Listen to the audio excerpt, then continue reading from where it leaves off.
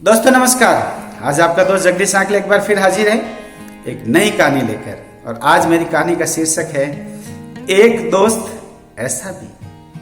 हाँ दोस्तों, आज मैं बात कर रहा हूं एक ऐसे दोस्त की जो सचमुच में अपने दोस्त के लिए किस प्रकार अपने जीवन का, अपने भविष्य का बलिदान कर देता है।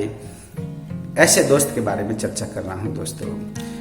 जी हाँ, एक दोस्त ऐसा भी, ये शीर्षक है आज मेरी कहानी का। दो दोस्त कॉलेज के फाइनल ईयर का एग्जाम दे रहे हैं या दे रहे थे। ये उस समय की बात है जब वो दोनों दोस्त एक ही कमरे में रहते थे, क्लासमेट थे, रूममेट थे, हंसी खुशी का उनका जीवन चल रहा था। लेकिन एक पढ़ाई में बहुत ज्यादा सीरियस था और एक पढ़ाई में सीरियस तो था लेकिन उसके साथ में लाइफ में एंजॉयमेंट था। बस उसका जीवन जीने का तरीका अलग था।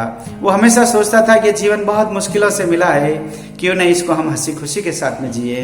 इस जीवन के मार्फत हम किसी का भला कर सके, कुछ अच्छा कर सके, तो शायद हमारा ये जीवन सार्थक होगा।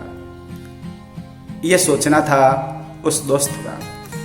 और दूसरा पढ़ाई में दिन रात लगा रहता। उसका एक ही गोल था, मैं पढ़ लिख कर किसी नौकरी पे लग जाऊं। बस यही दोनों की सोच में फर्क था। लेकिन क्लास एक, रूम एक और सब्जेक्ट भी एक। दोनों साइंस मैथमेटिक्स के स्टूडेंट बीएससी फाइनल ईयर में पढ़ रहे थे। दोस्तों, वो अंतिम दिन और अंतिम परीक्षा, कॉलेज का अंतिम वर्ष, और वो एग्जाम में बैठे थे।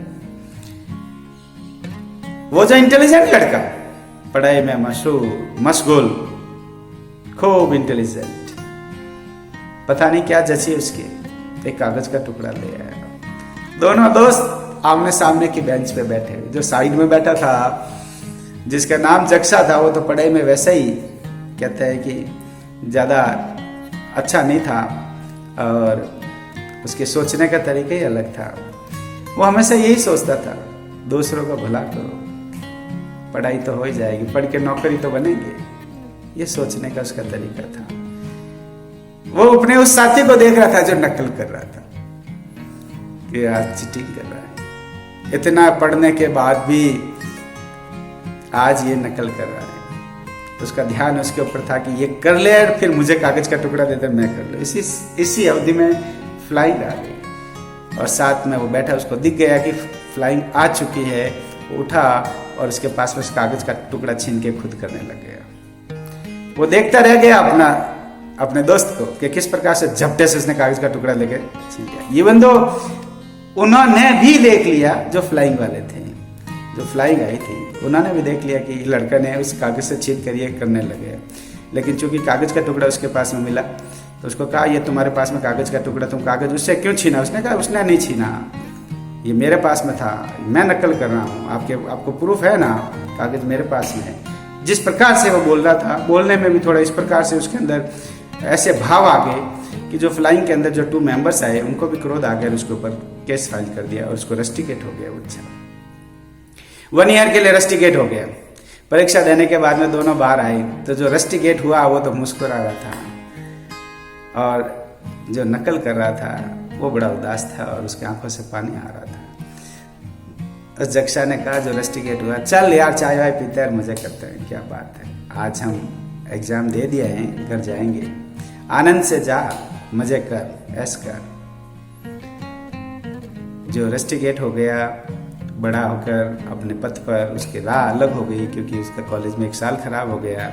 वो एक बिजनेसमैन बना और बहुत बड़ा अपने किसी व्यापार को एक लेवल तक लेके गया और जहाँ जाने के बाद उसकी सोच कभी बदली नहीं और वो हमेशा लोगों का भला ही करता रहा। और वो जो दूसरा दोस्त जो बहुत पढ़ने में होशियार था, वो पढ़ के नौकरी पे लग गया और नौकरी पे लगने के बाद अपने जीवन के उस अंतिम दिन को कभी नहीं भूल पाया, जहाँ उसके दोस्त ने उसको मदद करके बचाया कि किस प्रकार से वो मेरा अंतिम दिन था और पेपर का टुकड़ा नहीं छीनता तो शायद रस्टिकेट मैं हो जाता और मेरी नौकरी भी नहीं लगती। आज भी जब वो दोनों आपस में मिलते हैं दोस्तों, जो नौकरी करता है उसकी आंखें उसके सामने झुक जाती है। वो उसको कहता है, आज भी मुस्कुराता है, क्या बात है, क्यों उदास है? उसने कहा, नहीं आपकी वजह से मैं हूँ। उसने कहा, ना ऐसी कोई बात नहीं, कोई किसी की वजह से नहीं होता है दोस्त।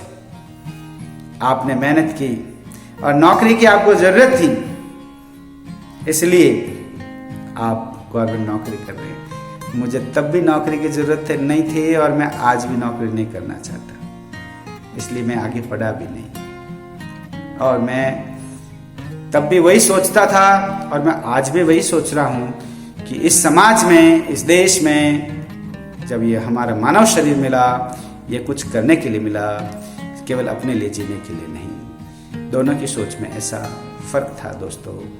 और ये जो कहानी है दोस्तों, ये बताती है कि किस प्रकार एक दोस्त ने अपने दूसरे दोस्त के लिए अपना बलिदान कर दिया, अपने करियर का बलिदान कर दिया, अपने उस 1 वर्ष का बलिदान कर दिया। ये वह दोस्त एक ऐसा भी था।